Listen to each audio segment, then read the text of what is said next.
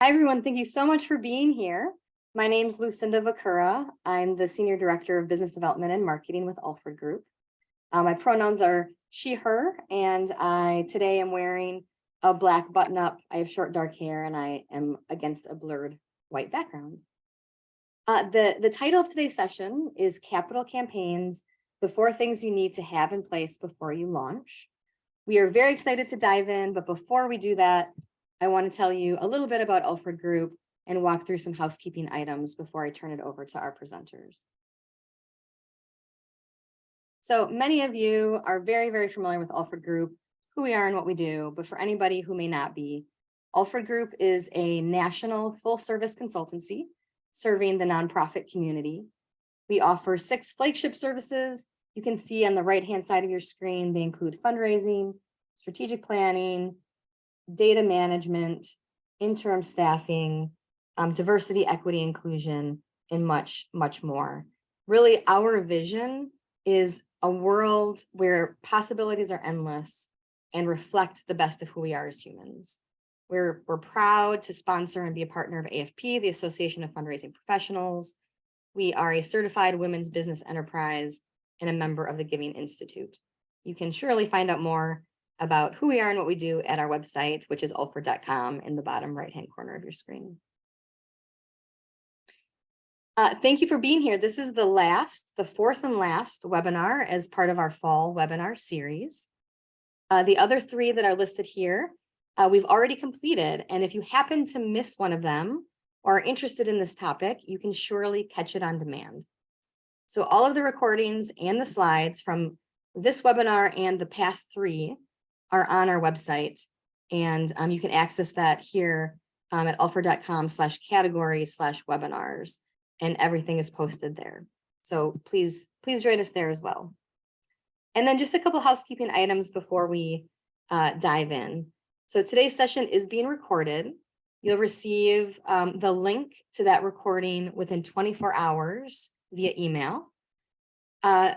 We will also send you a survey in that same email to just tell us how we did today. It's really short. It's about 4 questions. We really appreciate your feedback to let us know how we did. And at the end of the session today, you'll also be prompted immediately following to complete the survey as well. Today's session is approved for 1 CFRE credit. So for anyone who is seeking CFRE certification or recertification, please know that this counts towards the number of credits you need to fulfill. Also, everyone today is in listen-only mode for the duration of the webinar. However, the chat is open, and we really encourage you to use the chat to communicate with each other and to communicate with the group and to provide reactions and comments to the contents that you hear today. In fact, just to sort of get the conversation started, everyone on the line is from all over the country. If everybody wants to just say hi, put it in the chat, your name, your organization, and where you're joining us from, and that would be a fun way to just kick off the chat conversation. However, if you'd like to ask a question at any time throughout the duration of the webinar, instead of putting it in the chat, if you could please use the Q&A function, which is an icon next to the chat. But if you open that window and you type your question there, those will come to the presenters. And at the end of today's session, we will answer as many questions as we can. But if you could please use that window, it will help us monitor the questions much more closely. And then finally, we invite you to join us on Twitter. We will be live tweeting, and we hope that you join the conversation there as well. So with that, I want to introduce today's presenters. Thank you to Karen and Rachel for being here today. Karen Rotko-Wynn is the Chief Business Enterprise Officer with Alford Group and brings over 30 years of experience in fundraising and the nonprofit community. She has worked over the years with more than 60 different organizations, sharing her expertise in major gifts, feasibility studies, campaigns, and many, many, many more topics and services. She serves as the past chair of the AFP US Foundation Board and is a member and past president of the AFP Advancement Northwest Board. So thank you, Karen, so much for being here and sharing your expertise with everybody today. Thanks. Next, I want to introduce Rachel Krinsky, who's a vice president with Alford Group. Rachel has served in a nonprofit executive position for over 20 years, brings lots of experience guiding organizations towards growth, service, sustainability, and equity. Rachel has extensive experience advising leaders and teams. Prior to Alford Group, not that long ago, Rachel most recently served as the Executive Director of LifeWire, where she helped to significantly increase shelter and housing for survivors of domestic violence, which included completing a $16 million capital campaign. So you're going to hear a lot about the capital campaign throughout today's webinar session as we use that as an example and case study for the 4 things you need to prepare to launch a campaign. So thank you both so much for being here. I will now turn things over to you, and please take it away and kick us off. Well, thank you, Lucinda. We're really excited to be here with you all, and I really enjoyed. Thank you for those of you who are putting your name and your location and your organization into chat. It's so much fun to, even though we can't be in the room together, to see your names. Many of you I know, and many of you I don't know from all over the country. So thanks for joining us today. We're really excited to share some information with you and look forward to allowing time for questions at the end. Our plan for today is we are going to cover each of the 4 elements that need to be in place prior to launching your campaign. We realize that many of you might even be in a campaign already, or you're thinking about it, or you're just here to learn about what it means.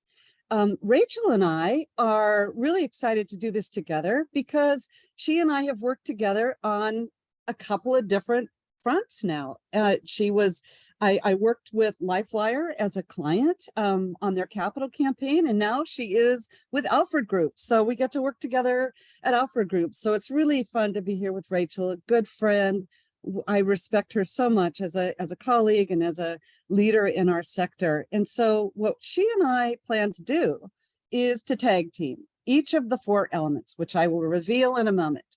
I'm going to start with the overview and the description of that element. And Rachel's going to go more into the practical side and share some specific examples about how she addressed each of these issues with LifeWire. So you get a little bit of a point counterpoint in terms of theory and practice, which we're really excited to do that, to be able to do this with you today. And then, of course, we'll leave time for questions at the end, and we're going to wrap this up within the next 60 minutes. So, but first, before we start, Lucinda, would you please bring up a poll? We have a poll, a question here. We'd like to give you a couple of minutes. Where are you in planning for a capital campaign? You only get to choose one choice. You're either just starting to think about it, you're planning a campaign for 2023, you're in the middle of a campaign, you're wrapping up a campaign, or none of the above, you're just here to listen and learn. I'll give you about 10 seconds to answer, and then we'll see the results.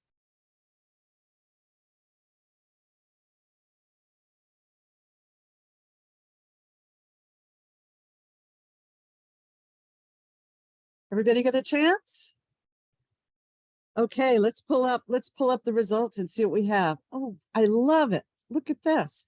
Just starting to think about it. Well, perfect. You're going to love this. And planning for 2023. 45% of you are planning for 2023. That is so exciting. Wonderful. In the middle of a campaign, 8%. Wrapping up. Woo, congratulations. We'll ask you for your insight at the end. And then none of the above, just here to listen. That's fabulous. Thank you all so much for answering that. I really find that fascinating. We've got a variety of people in the audience, and we hope that we know actually there'll be something for everyone in here, and start us off. So starts with a visual that we've created that we really love. It's called Achieving Your Vision.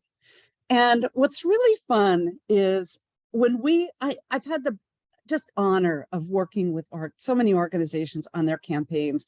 And I always get a kick out of it when people say, wow, that campaign happened so quickly by the time you're in the public phase, and they don't know what went on behind the scenes before you even started your campaign.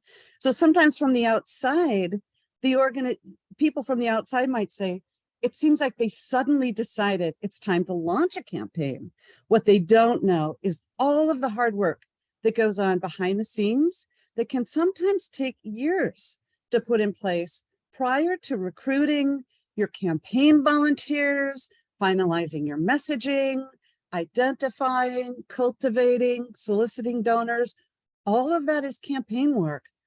But before you even start that, it's really important that you have 4 critical key elements that need to be in place before you launch. Are you ready? We're going to reveal them now. Number 1, the strategic planning and vision. This is where it starts.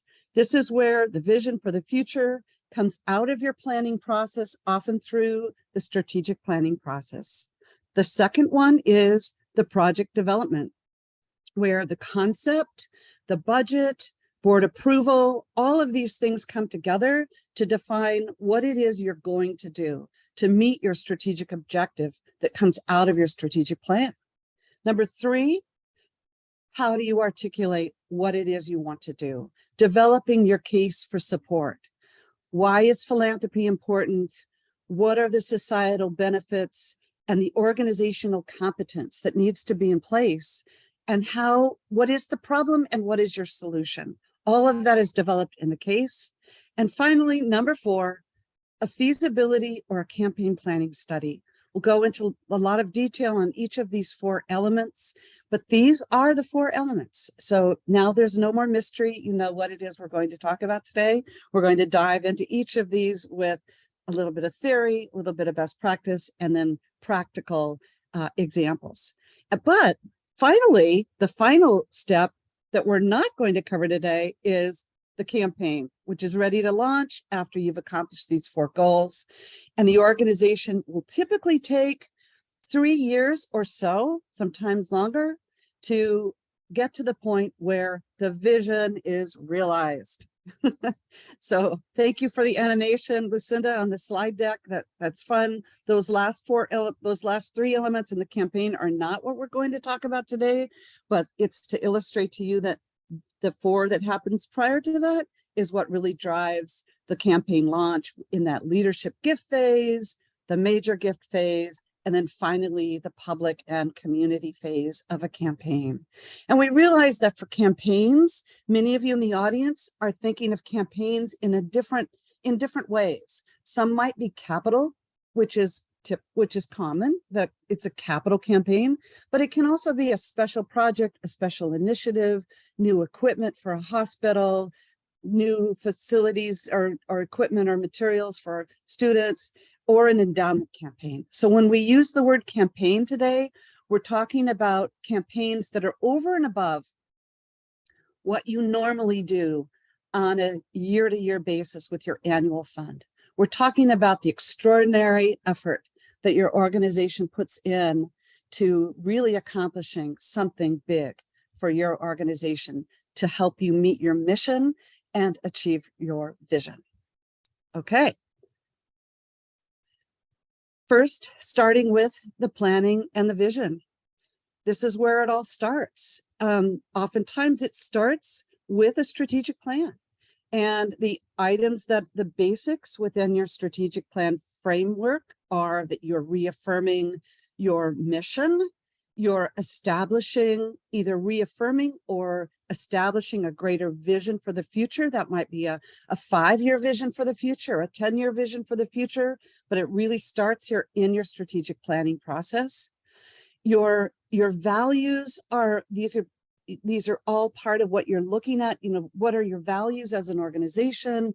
How are you achieving your mission? And what is really important to your organization? And how do you state and make sure your values are very much a part of your core organization?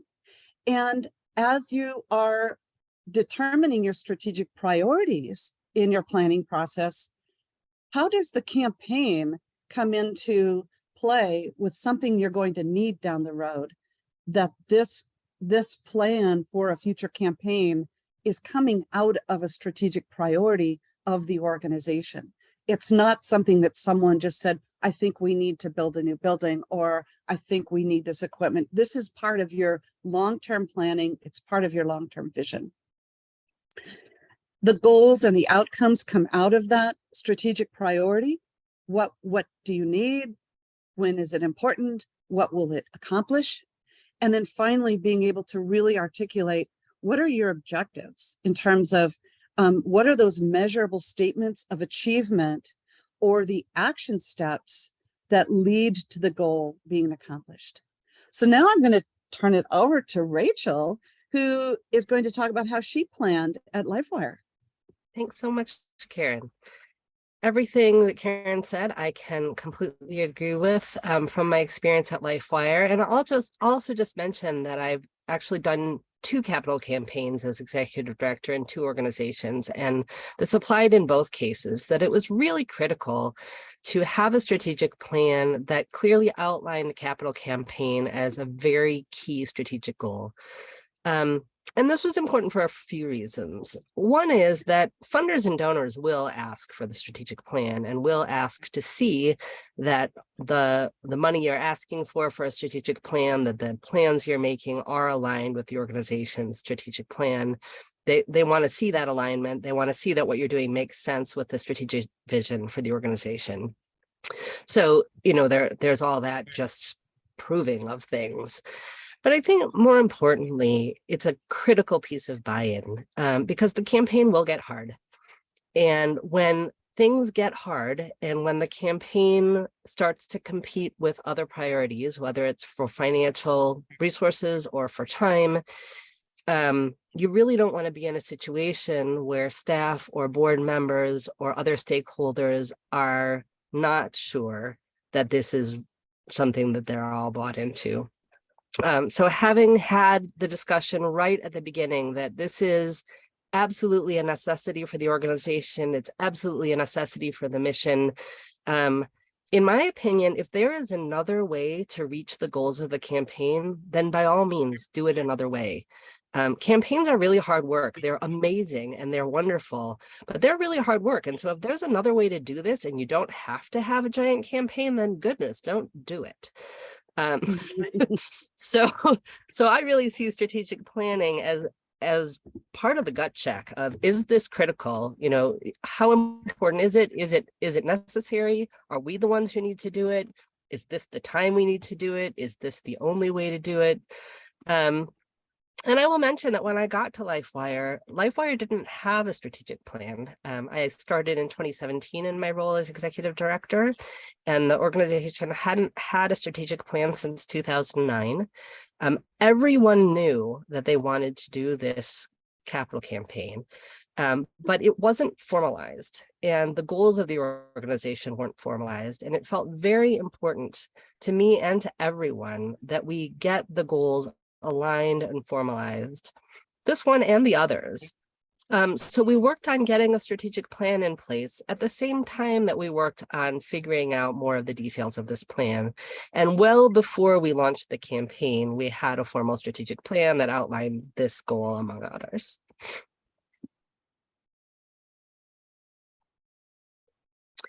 Okay, On to number 2, Karen. Number 2, project development. The second item that you need to have in place. This is once these plans have been established in terms of what you are, where you want to be in over time, that's when the real work begins with how are you conceptualizing your project? What is your budget? And do you have full board endorsement and approval before you start to really put some of those pieces in place as you're planning for the campaign?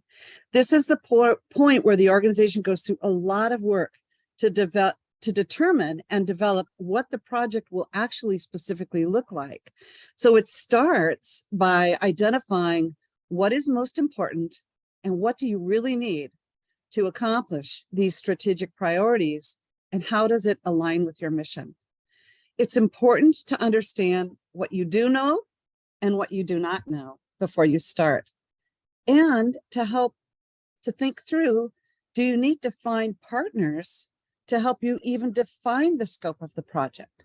There might be a concept, but the organization doesn't have the internal infrastructure or the internal resources to answer all of the questions. So who do you need to look to help you identify that concept and put some of those early plans together? And I know Rachel has a lot of really great things to say about this, about what she did at LifeWire.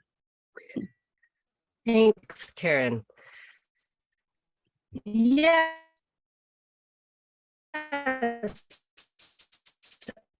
So LifeWire wanted to develop and move housing, emergency housing for survivors of domestic violence who were at really extreme risk for violence and had barriers to other housing. LifeWire does a number of housing programs, but we had some survivors who just couldn't be served by other programs, and we needed to expand our housing. And there were a number of complexities in doing this. I won't get into all the details of this.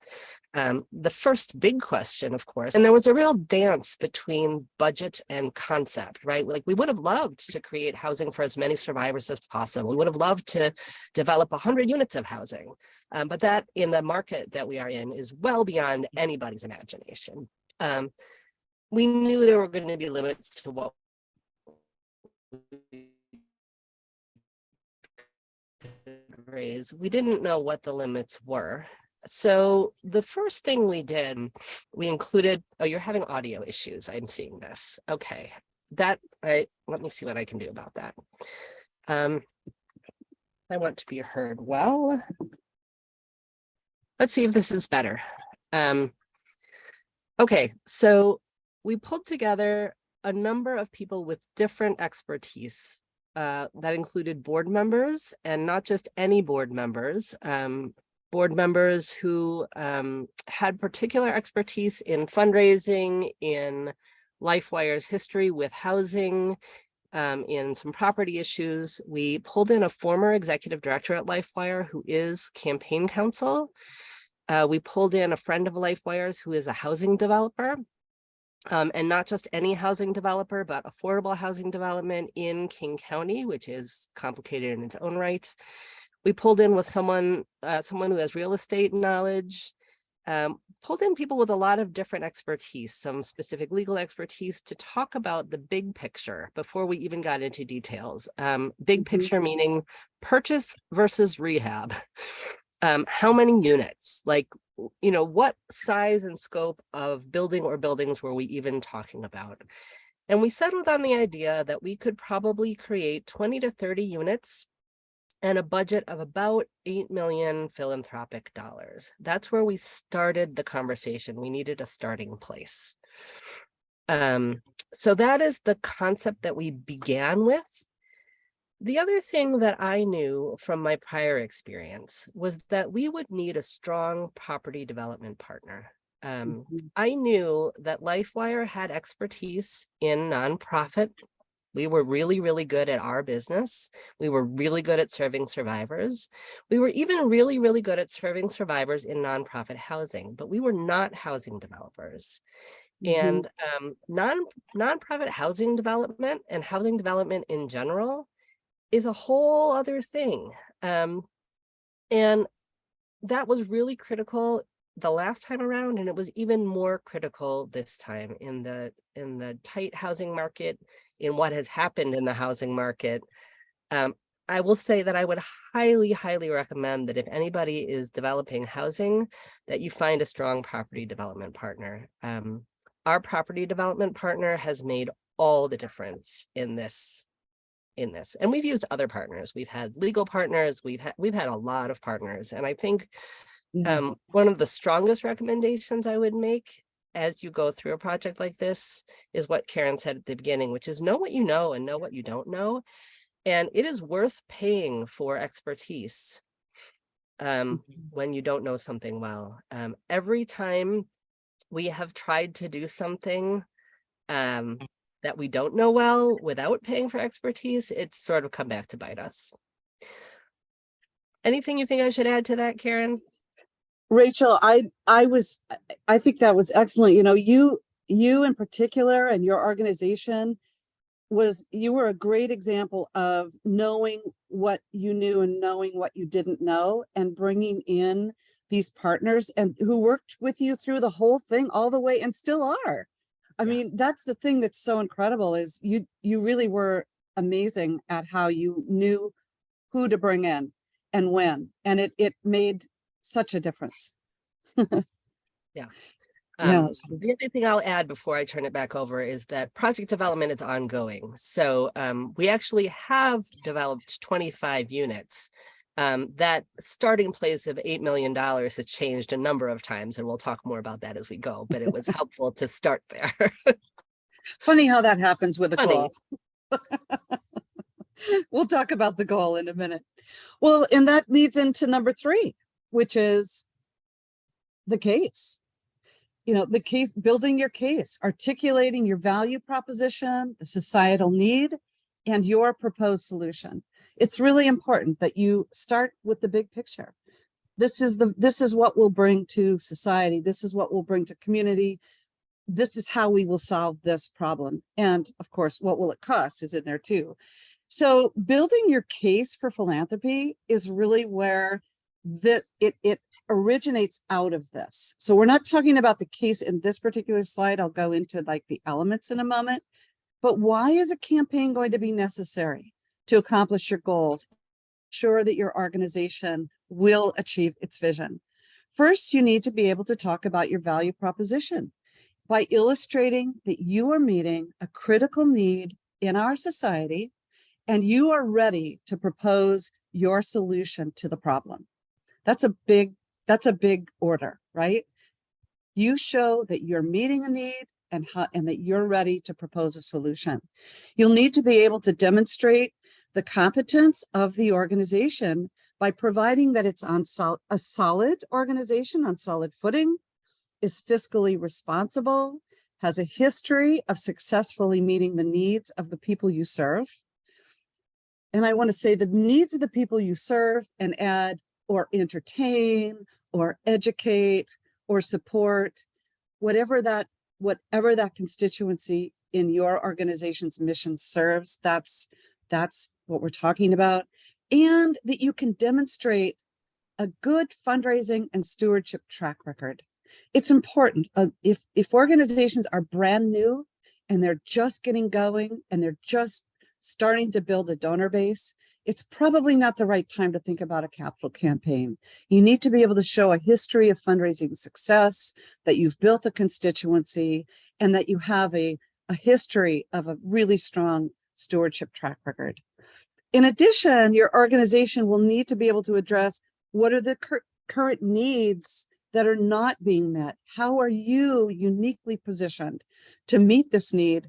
How will this project, once realized, impact or benefit the people you serve? And what is that need? What will it cost? How, and that will change, but to be able to, as the project is defined, be able to have a pretty good idea about how much you will need. And I know that when we started working with LifeWire, you know, and Rachel will talk more about the goal, but you do have a pretty good idea once the project is defined, but then there are a lot of moving parts. And so you have to realize that is going to change. The next slide is a little more specific around the case prospectus itself, that and in fact, when Alford Group begins a feasibility study process, this is one of the first things we work on together, is to create a written document, a prospectus that will articulate that societal need and the solution that your organization will bring to the community. So the need and the project have already been determined. Some of those questions have been answered. Now you're ready to start spending time on defining how will you articulate that need. Why is this project, the initiative, the new equipment, the endowment funds, why is this necessary to achieve your mission and your vision? Why is your organization best positioned to meet this need? Why do you need to do it now? You need to be able to show that it's urgent, that this needs to happen now. How will you describe why it's important to do this now? Once you've answered these questions and gone through sometimes even a visioning session, which is a lot of fun to do with a group of volunteers and organizational leaders, to really ask the questions together and to go through this exercise, that also builds excitement within the staff and the board.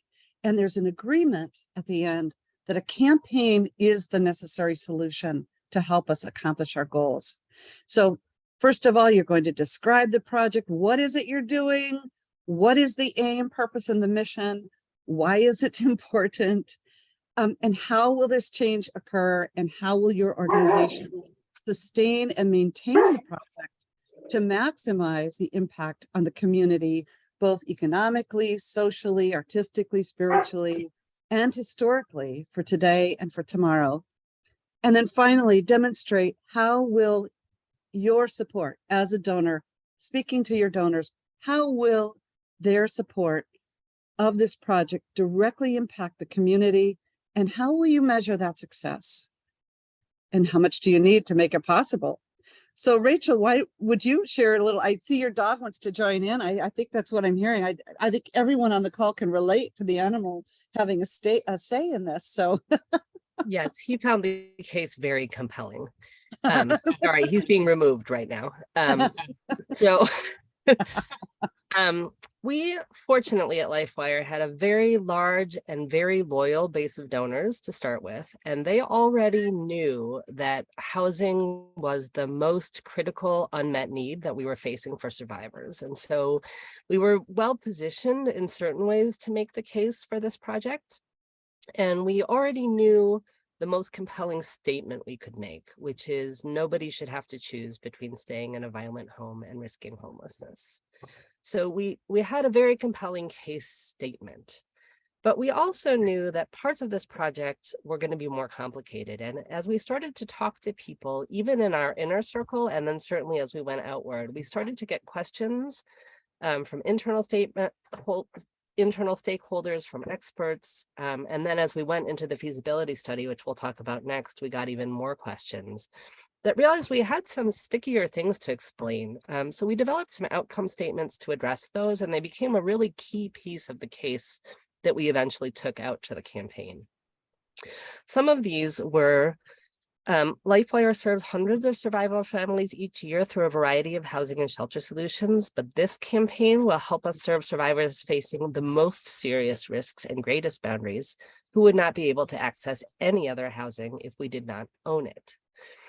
That responded to questions we were getting about why is LifeWire getting into the housing business? Why do you need to own housing? We had people who were really concerned about, is this mission drift? So that was an important statement.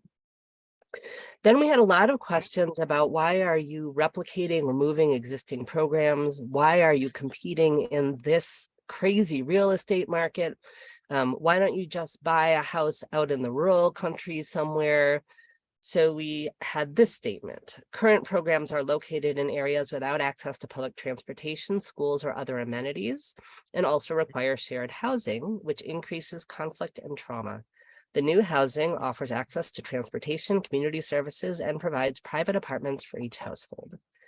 So this kind of responsiveness, being really open to people's questions and concerns, being curious to the hard question, sort of wanting the hard question, because we know that if one person asks it, many other people will have it.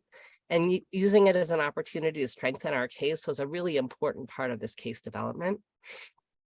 The other thing that we were able to develop, because of course people wanted to know, was this housing going to solve the problem? Would we not have waiting lists anymore? Would everyone who needed housing be able to get it? And the answer to that is definitely no. We're in the middle of a homelessness crisis. This is only a piece of the puzzle. But we were able to develop a statement that said that we anticipate the improved access and trauma-informed services and the expansion, because there is some expansion, will mean that we can expand our capacity by 25% and move people through sooner. So we'll be able to serve 25 to 30 more families each year in these programs. These additional outcome statements really turned the tide in terms of people's response to our case statement, which was already powerful in terms of the why us, why now, why survivors. But I would say that this part of case development, the sort of Q&A and the listening carefully to hesitation, was in some ways the most difficult part, but also in some ways the the most engaging and fun part of case development. And Rachel, I think the other thing that there were so many components that went into the original case document or case prospectus that people did have questions about. It actually helped to create other white papers on specific things, and the Q&A, That's right. you know, the frequently asked questions, and you know, and I'm getting ahead of ourselves a little bit, but you know, when we're working on campaign and working with volunteers, then they're responding and they're saying, well, what about this and what about that? So it's constantly evolving. And I think what's important to really emphasize is that when you first go through the exercise of writing a prospectus, it is a draft. It stays as a draft because it's always changing. And you know, unless you're doing, you know, in a huge organization, I'm even hesitant to ever print fancy brochures. I mean, some people might really go, what? No fancy brochure. But the problem with fancy brochures is then if something changes, you can't change your fancy brochure without spending more money. Whereas if you are always evolving your message and what's important and answering questions, you're just printing out another pretty piece of paper, even though people aren't printing as much anymore. So it's becoming less of an issue. But thank you, Rachel. Your example is fantastic. And we'll talk more about it. Yeah, go ahead and add. I just wanted to add a story at the end, which is that the man who asked the question in, I would say, the not warmest of tones at the very beginning of why is LifeWire getting into the housing business, ended up being one of our very first, very high level major donors, six-figure donors, and also bringing in other six-figure donors, and had just became a giant champion of this campaign once he got the answers he wanted about why this was critical for survivors. And so that back and forth around the development of the case was really valuable. Absolutely. That's great. Okay, well, let's move to number 4, the fourth element. And this is, of course, a really big piece. Once all of these three pieces are in place, then we're ready to talk about the feasibility study. The feasibility study is really that step where you take your messaging along with engaging people and organizational alignment. So all of these elements here are developed as part of the study process, and the organizational alignment. What that means is that you've been able to clarify what will the study process look like and what are the timelines for how we will accomplish this analysis for preparing for the campaign, defining the roles and responsibilities of the staff, the volunteer, of your consultant, being able to identify the potential donors and community members for stakeholder engagement. This is a really important piece. This is all part of the work in preparing for the study. Being able to strive to have participation from a diverse and representative constituency base in all ways. It's so important that your volunteer leaders and that your constituents really represent the diversity within your communities that you serve. And then we've talked about the case. You've articulated your vision and your priorities. You're ready to convey the urgency of the project. You're ready to communicate the impact, how it's going to make a difference, and you're ready to provide the philanthropic opportunities that are available, meaning what will it cost and how much of that cost for the project is going to be in philanthropy. We'll talk a little bit about, I'll ask Rachel maybe to speak a little bit about on the public side of it, but on the philanthropic side, what are those philanthropic opportunities that are available? The activities involved in the study, it's a process.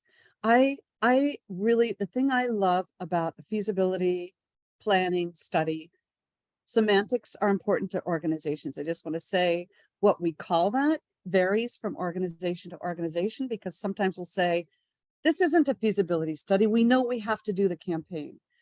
Well, then we call it a planning study, but it's still the same elements. You need to be able to identify what are your opportunities and what are the challenges that you're going to need to overcome. But I think one of the most important parts of the study itself is the process. The process of the study is an opportunity to engage your key stakeholders, your volunteer leaders, your most important donors in the process as the plan is coming together. So that by the time those conversations are starting to take place about recruiting campaign leaders or recruiting or soliciting donors, you've already gotten their input and their feedback. So that engagement step is just really important before you get ready to go into the campaign. And you have an opportunity in the study too. You think about, you're presenting your vision for the future to your best constituents, your community members, your prospective donors, your prospective leaders. You get the vision in front of them for them to start to ponder before you start to ask them to come in and learn more or get involved. You're asking them to give you feedback to those key messages. As Rachel said, that feedback really informs where you go with that case prospectus before you go into the campaign. And in the end, what you've been able to accomplish through a study is you're informing, you're cultivating, you're engaging, your clear and compelling messaging is defined, and you come out of it with a timeline, a goal that you know is achievable, and a roadmap for a campaign. The next slide, I'm just going to cover a little bit about what we look at in terms of the messaging. You know, I think I mentioned some of this in terms of the answering these questions as you're testing your message. How are you perceived? This will come out of the study. Do your prospective donors find your projects compelling? How much can you raise? What do they think you can raise? Do you have the leadership in place, both internally and externally? Do you have the staff and systems in place to take on this additional effort? And finally, is this the right time for your organization, your donors, and your community? This visual on this next slide is another way of illustrating on the next slide the 6 elements that are really important to be able to analyze before you launch in the study, feasibility planning study. You start with how your organization is perceived. What is the image? Do you have a positive reputation? Do people know who you are?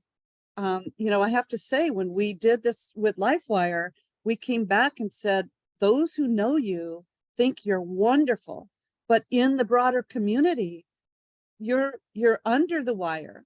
A lot of people don't know who you are because your constituency base is limited to the people who are familiar with you already. And she can talk a little bit about that.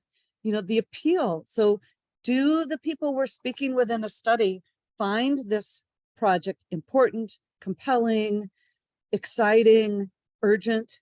We need to know that so that we can come back and say, yes, Rachel, everybody understands the importance, or they understand the importance, but they don't understand how, 23 units is going to serve. So then we know, okay, we've got to be able to address some questions that have come out of it. Of course, the goal. What's the gift potential? You would test a goal. We tested a goal of, we started with 8. You 8. tested it. And I think we came back with 6. I'll tell that story. Okay, you tell the story. Well, you test the goal based on what happened before this step. How much do you need? What is it going to accomplish? How much is it? So test the goal, ask people what they think of it. Do they feel it's achievable? And then be able to ask them, where do they see themselves potentially in this campaign? And in the study, we're able to take that information and collectively say, okay, people are thinking here or they're thinking here. What does that really mean in terms of its feasibility for that goal? Of course, leadership is so key.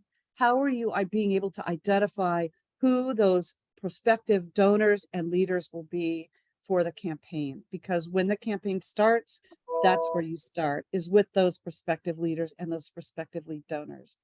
Number 5, the internal readiness, having that solid organizational structure, and finally, the climate and timing. I'm going to kind of go through the process really quick here and then turn it back over to Rachel. This is just a brief a brief illustration of how long the study typically takes. Usually it's somewhere between 4 and 5 months. It can take longer, it can be quicker. It really depends on how quickly everyone can move in terms of these steps. So it's the case, it's developing an oversight committee, the stakeholder engagement is the interview process, the readiness assessment, what is that internal structure in place, how much, is there additional staffing that's going to need to happen, or do you have the systems, the staffing? And then finally, the report that gives the roadmap, the steps, and ready to go.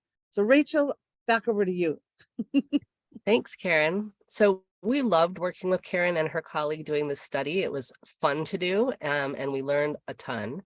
I would say it helped us in 3 really critical ways. I mean, besides just getting the information overall. The first one was that it helped us identify key prospects who identified themselves and others as potential supporters of the project, which meant we had people to go to for financial assistance, but it also helped us build our campaign cabinet. And those were the people who were absolutely necessary to making this campaign a success. The campaign cabinet are the key volunteers who help run the campaign, but also help bring other people to the campaign. The second thing, as I mentioned earlier, it helped us identify tough questions that we would need to answer proactively. I talked about some of those earlier, but without those tough questions, I think we would not have come out the gate with the kinds of answers that we needed to be compelling and the kinds of statements that we needed. The third piece is, yes, we tested a goal of $8 million, and we learned that we would not be able to successfully raise $8 million, and that $6.5 million was a more reasonable goal. And this was really disappointing, but it was very important information. It allowed us to go back to our development partner and talk about the absolute need for public funding, because there was no way we were going to be able to build what we needed. For $6.5 million, it was not going to be worth doing. So we talked to our development partner, who are experts in the whole public funding game. There's a whole system in King County, Washington, where you apply for state, county, and local funds all at the same time. It's a complicated application. And we talked with them about it. And between the public funding we thought we could raise and the 6.5 philanthropic goal, we decided to set a moving target, but I think we ended up with about a $12.5 million total campaign goal. And I say about because the number continued to change as the campaign went on. But we were able to set a goal that combined philanthropic dollars and public dollars because we had learned the information we learned from the feasibility study, and we had this very reliable and knowledgeable development partner who had public funding information. So we could rely on both tracks to get us where we needed to go. Yeah, so the study was absolutely critical, and armed with these 4 things, we were ready to launch a campaign, and the board felt ready, and with a very deep and shaky breath, I still remember the night they approved us to go forward.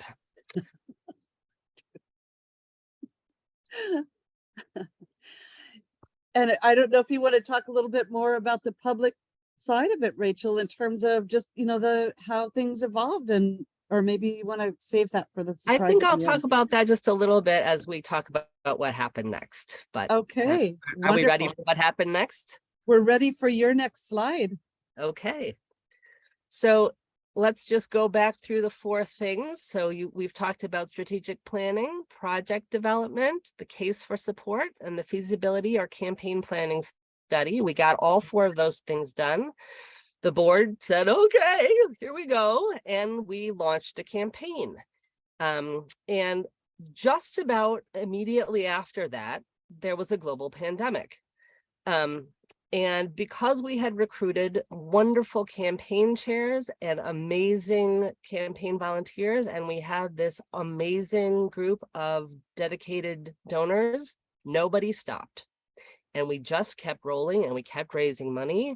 And it was hard work, and we figured out how to fundraise online, which most of us had never heard of before, but we just kept going, and we really We didn't even pause. We figured out how to have campaign meetings online, and we did it. And we went through the lead gifts phase, and we went through all the phases, and I will spare you all the details. But in the end, after much work, we raised $6.5 million in philanthropic dollars as predicted by the feasibility study. We raised over I don't know how many dollars from state, county, and local funds. We did a lucky Hail Mary and got $1 million in federal appropriations, which turned out to be really important because we got a big surprise in our renovations. So we needed that. So this has ended up being about a $17 million project, but we now own and are renovating 25 units of affordable housing for survivors of domestic violence who are at the greatest risk and highest barriers for housing. We are building on site a services building where the staff will live and will be able to provide services for those survivors. And our vision is just about realized. So it's been an amazing journey. Survivors will be moving in at the end of March. You want to go to the next slide? Here's our groundbreaking. These are the amazing volunteers who, oh, and there's Karen on the end. These are the amazing volunteers who made the whole thing happen. So that's the story. It's a great story and a great example of an amazing organization, and Rachel, your leadership. And I see that our other partner here, Kelly Becker, the development director, is actually on the webinar. So, you know, shout out to Kelly, who's the second Hi, one Kelly. from the left there. Kelly was amazing. You know, and I'm so glad you mentioned it's like, oh yes, right. Just when we started, the pandemic hit. Oh my gosh. But I have to say, talk about an organization that was determined to get this done and keep going. This was it. I mean, it was harder, it took longer, but this group of people did not give up. And they kept reaching out to their contacts. Rachel was working with donors, and do it every week. We would meet, and they were moving through all of the tasks they needed to do. So it was a really great example of a success. Granted, it took longer, but a lot of them are taking longer, but they got there. And it's so great that the people that you serve are now going to be in these safe, affordable housing units. And the stories that Rachel shared throughout the campaign are just, you know, they just break your heart, they move you, and it really is so rewarding and compelling that you did it. So now we are ready to open it up for some questions. I have not been tracking and thank you, Lucinda. Lucinda's going to help us track any questions that have come up. Sure, of course. Thank you. That was wonderful. What a wonderful story. And thank you for walking us through those 4 steps and bringing it to life through the LifeWire example. We do have some questions. And just a reminder, if you have questions at this point, please type them into the Q&A window. So there's an icon at the bottom of your screen. It opens a window and you can type in your question there. But we do have a few that we're going to get to now. So one question is, what changed after you launched the campaign? And how did your preparation help with that? So it sounds like a lot changed in the example of LifeWire. And could you tell us more about that? Yeah, everything changed. You know, the global pandemic was one. I shared that. Another thing was that we had a terrible time finding property. I could talk about that for hours. But it's very difficult to raise money when you can't find property.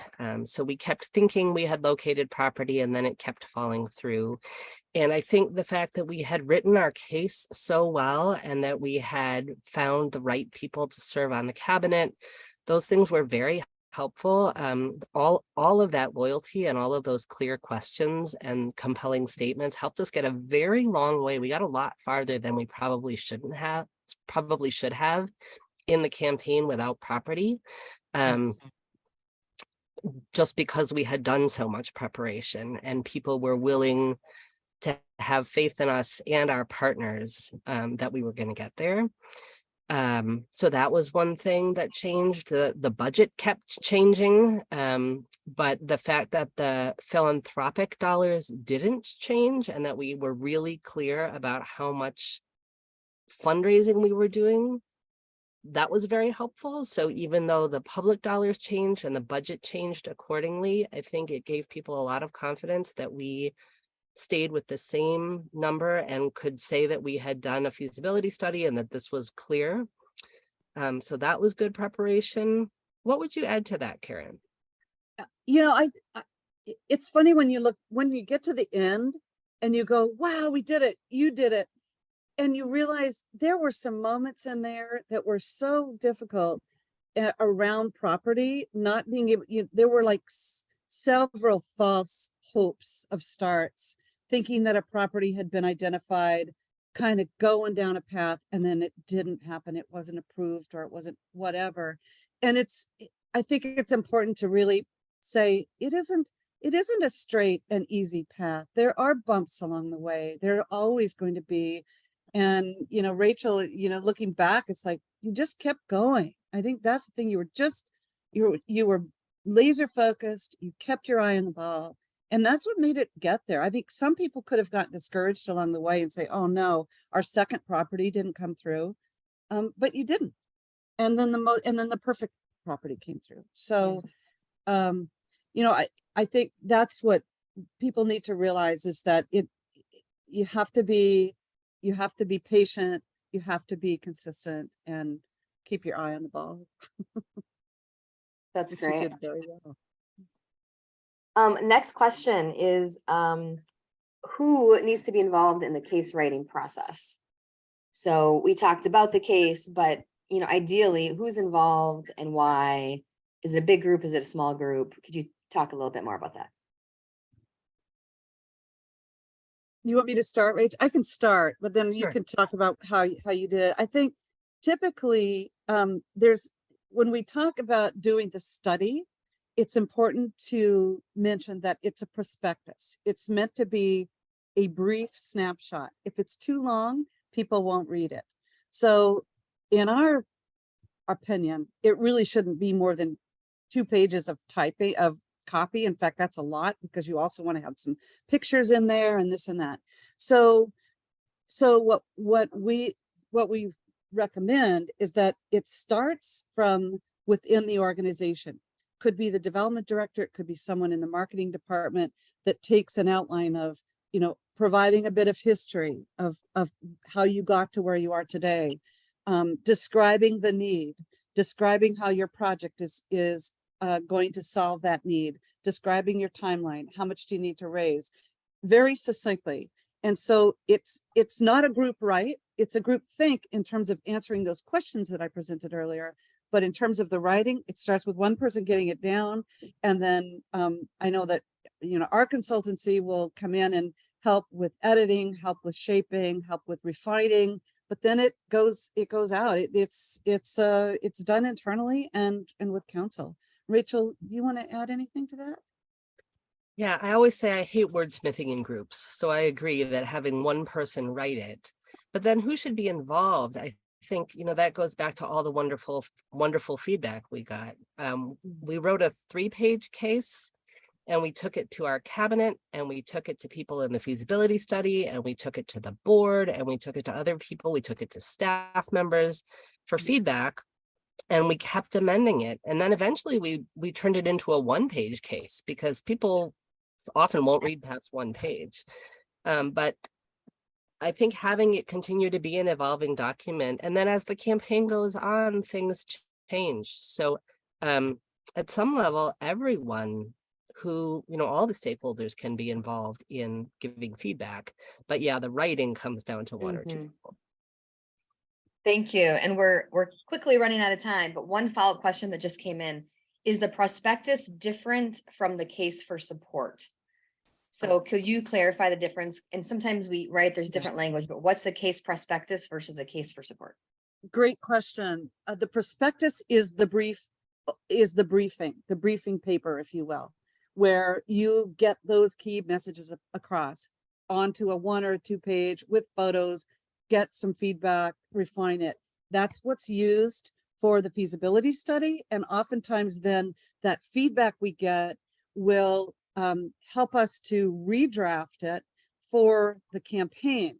But a case for support for a campaign involves a lot of other documents that are in your quote unquote, what I like to call your toolbox. You know, you have your toolbox, you have your budget, you have a one pager, you have a Q&A, you have all these pieces that you can pull from. That's all part of your case for support. So once you go in, as you're going into campaign, you're constantly creating additional documents that are in your toolbox. If someone says, I'm interested in this particular component for this reason, you can pull that out and you can talk to that prospective donor about that thing. So there is a difference. Great, thank you so much. And unfortunately, we are at time. So there are a couple more questions. If we didn't get a chance to answer your question, I'm going to pull up our contact information on the screen here so you can see that and stay in touch. So the best way to get in touch with us is info@alford.com. And we would love to continue the conversation. We would love to hear from you. So please do send us an email. Also, I want to say that within 24 hours, you will hear from us. So we will send you all an email with the recording of the session and the slides. So keep an eye out for that. And directly after the conclusion here in just a minute, you will be prompted to fill out a very, very short survey. And we really appreciate your feedback on how we did today. It's about 4 questions and it truly is really short. And then finally, just to mention again, this is the final webinar in our fall webinar series. We have hosted these 3 on your screen previously, and all of them are on demand on our website. So you can access the recordings and the slides for all of those. They're all free, and we definitely want to provide those to everyone here today. So with that, thank you so much, Karen. Thank you so much, Rachel. You have really brought to life this whole process. And it's been a wonderful hour, and it's too bad it went so fast. This has been It so does much go fun. It always goes so everyone. fast. Yeah, thank you so much. We're going to now conclude the session, and we're going to disconnect, but keep in touch and have a really, really wonderful day, everybody. Thank you all so much for being here. Happy holidays. Bye-bye. Bye. Bye-bye.